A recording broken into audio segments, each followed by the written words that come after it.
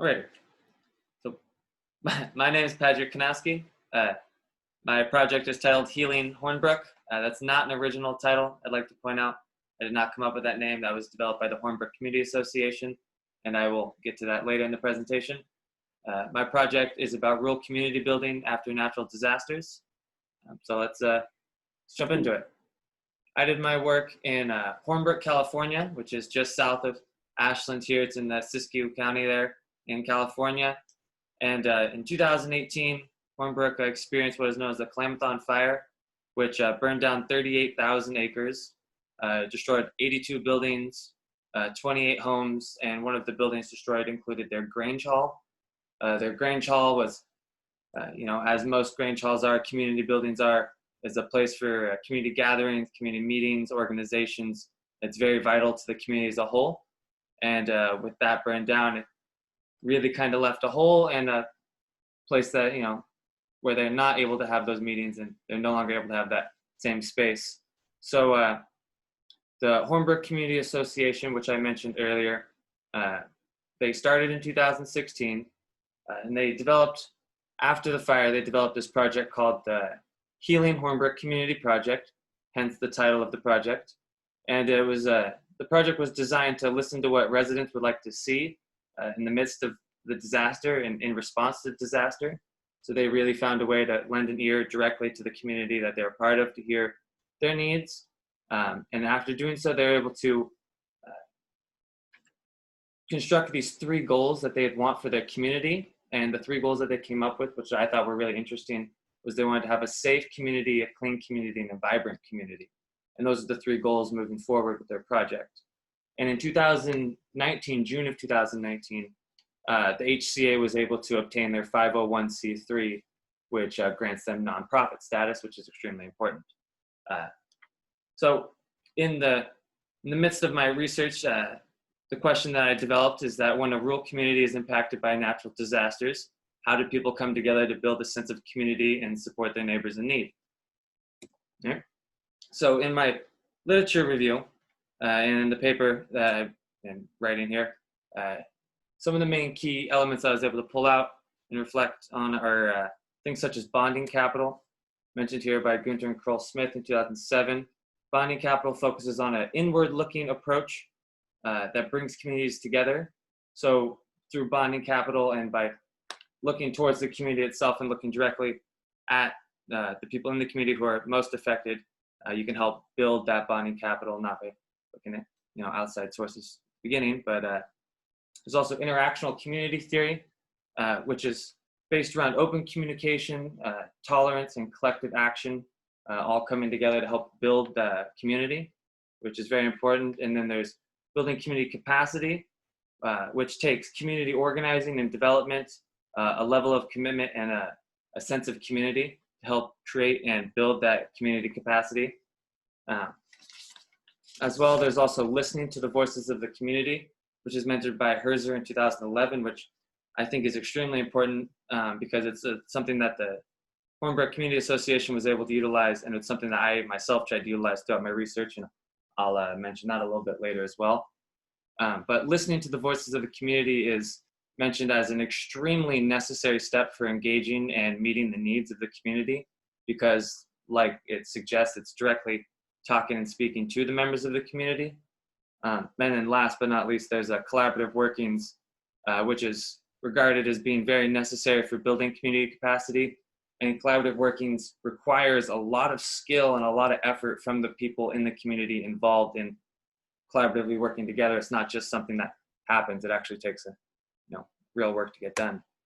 So the design for my project was really kind of all head off. I had met somebody who was a part of the HCA. Her name's Amy. She's fantastic. And she was able to help introduce me to members of the Hornbrook community and members of the Hornbrook Community Association. And from there, we were able to kind of work together to develop a project in which I was able to benefit and learn from them, but also be able to help them out at the same time. So we basically started going around. At the very beginning, I went to a First Friday event, which is a community building, community organizing event that they do in their town. It's at the very first day of every month.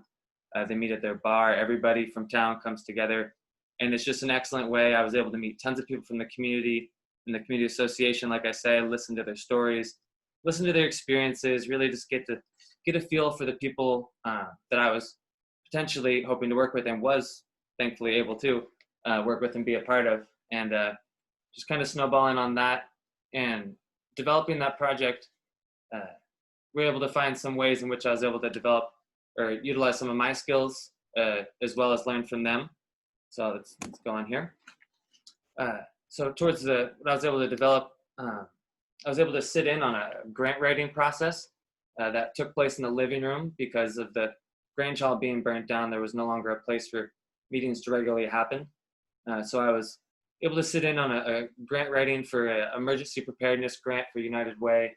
It was really an interesting experience. It was really awesome to see and understand the process behind what goes through writing a grant and the purpose intended behind the grant and why they want the grant. Just talking to some of the members of the Hornbrook Community Association and kind of understanding where they're coming from with it. On top of this, one of the things that was in the midst of being talked about was doing videos to develop funding or donations, ask videos. I saw that as an opportunity to maybe step up and propose, some of my strengths.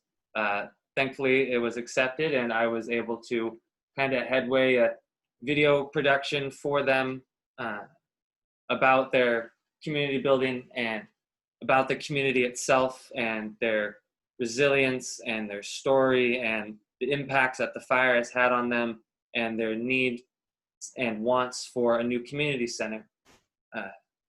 In the production of that video, I traveled down to Hornbrook several times. We did random snowball samplings where we would talk to one person, do an interview, walk around the town, maybe talk to another person. They would lead us to somebody else to talk to.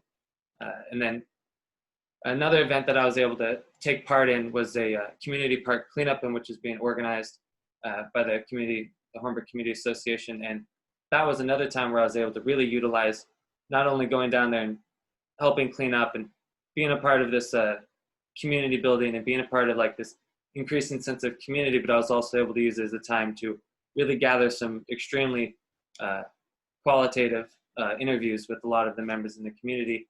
And here in these couple of these pictures here, you can see two of them on the bottom left there, not the very bottom, but towards the left, are with members of the community at the community park cleanup. And the other pictures are, the other two towards the top are of the cleanup itself. And it was really just a great community park cleanup where members of the community all came together to help clean up their community park. Members of the HCA put on a barbecue as well to help, kind of get people out there working, get them fed. It really was a great way to get people talking to each other, get people closer together. And it was just a really excellent, awesome experience to kind of be a part of and see how that goes and see how that process works from beginning to end. Throughout the midst of the project, I'm sure all of you are very aware, COVID-19 kind of became everything that anyone was talking about. And that had a lot of impacts on the work that was being done by the Community Association in Hornbrook, as well as it affected my own research and my project. Obviously, I was less able to travel down there and meet with them, but they were also having a huge shift in their focus as well. And in doing meetings, mostly video meetings, I was able to talk to members of the HCA, especially Amy, and kind of get a feel for what they were going through during this time. And what I was able to gain from them is the understanding that during this time, they were able to shift their focus from planning ways of community gatherings like we had done in the past and I had been able to be a part of, to now shifting their focus towards food distribution and trying to get food to the people in need. They were able to receive immediately funding from the Ford family, and United Way came out and provided funds for them almost immediately. They jumped on those very quickly by wrapping up some grants. But I was able to go, and these are pictures I took here of us at the Gleaners Network up in Central Point, where we were loading boxes for food distribution. So these boxes were being loaded, 30, almost 40 boxes, loaded up into a van every week, driven down to Hornbrook, and then distributed amongst the members of the community who have signed up for wanting to receive these benefits. So these pictures here are some of the pictures that I took while we were there. You can see the boxes of food being there, fresh food. You can see down here in the bottom left, that's a picture of Nawal there. He's got his mask on even to represent, the safety and the seriousness of the situation, but you can also see that he's out there loading one of the vans with the food. Continuing on here. I was able to see throughout my research and throughout my time and experience with in Hornbrook with members of the community association, I saw tons of resistance or resilience, my apologies, and commitment from members of the HCA as well as members of the community. All of these people were putting out their own personal time, volunteering, just going out of their own way to help build their own community because it was something that truly was affecting them and truly impacting their surroundings and their immediate surroundings. And they were able to, help improve that situation. I saw a lot of, I noticed that effective community organizing and development combined with high levels of commitment and sense of community, which was displayed by members of the community association and members of the community, are extremely vital, extremely key into helping build community capacity and bring communities, especially rural communities, together after experiencing situations like a natural disaster like they did with the fire. I learned many of lessons throughout this time, many good, many bad. I learned that it's extremely important, that it takes a lot of people and a lot of hard work to make change, no matter how small that change may be or how big that change is, obviously. But even small change takes a lot of people, takes a lot of work, takes a lot of planning, and it's not something that can easily be done by somebody on their own. To conclude, in a sense here, moving the camera so we can see, I learned a lot. I learned a lot about what it takes for a community to come together and build that sense of community. I now have a better understanding of how rural communities come together after natural disasters, but not only natural disasters. I was unexpectedly learned about how rural communities come together and how they take those immediate steps after a pandemic as well, such as one that we've all recently been experiencing. I have a lot better of an idea of how nonprofit organizations now work, how grant writing processes are for nonprofits. And I also know what it takes, to locate those funding and where those resources are for those grants. Really, I learned just a lot about what it takes to build community and how members of the community and members of community organizing groups are extremely impactful in those communities and how important those people really are and how important the work that there are is doing, because without them, there's nobody really doing that work. So it really requires, some amazing people and some amazing effort to get, some amazing work done. So I suppose at the end of all of this, I know it's just being shown to you two right now, but hopefully others will see. I'd like to give a big thank you to Hornbrook and to the Hornbrook Community Association for being the most loving, excellent, wonderful people I have ever met. They accepted me with open arms, smiles, and I have never met more kind people in my entire life. So thank you guys very much. Are there any questions?